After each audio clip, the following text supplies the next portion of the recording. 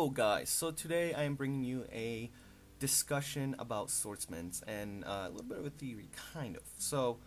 Dressrosa is coming to an end, and I have a feeling that in Wano Kuni we're gonna find out more swordsmen that can cut elements, kind of like Kinemo, Mike Guy, Fusa, etc.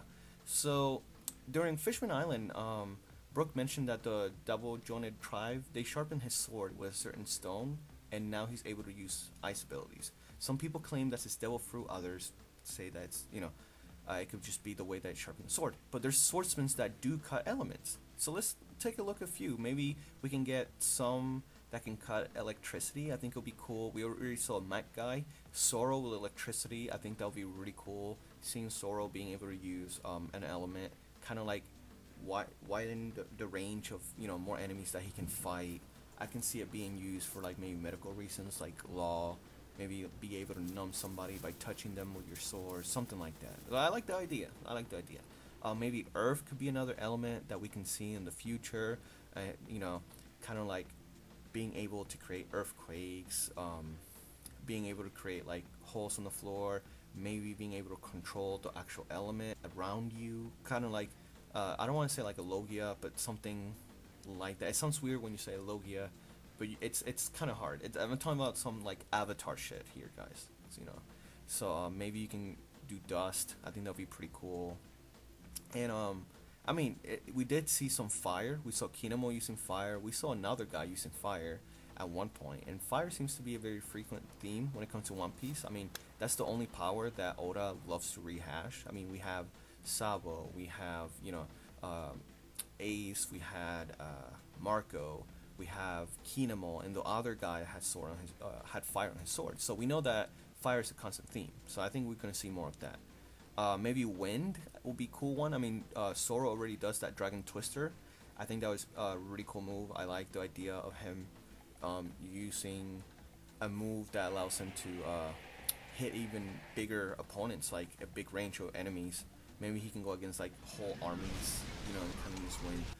Water will be pretty cool just because there's so many, what's it called? There's so many devil fruit users. So water will be pretty cool to use as an element to cut. And of course we have ice, which Brook used. Which ice so far it's pretty cool, but we only see him use it twice now, I believe. So that's what I have for now. Like I said, just a short discussion. It's not much of a theory; it's more of a discussion. But I really feel that we're gonna see more of these element cutting because we have seen now that we know about Kinemo going from Wano and Wano Kuni being secluded from the world and being kind of like a land that's kind of like you don't go there without permission. You're not just allowed in there.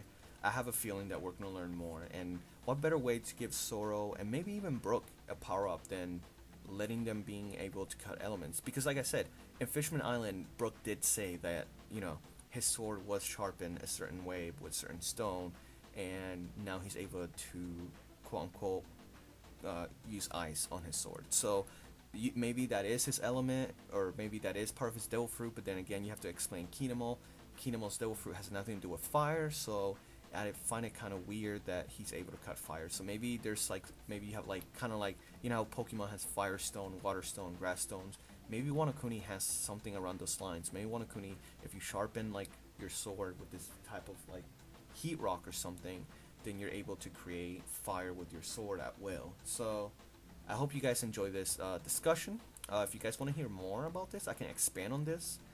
Just let me know down below. And thank you for watching. Make sure you check out our other videos.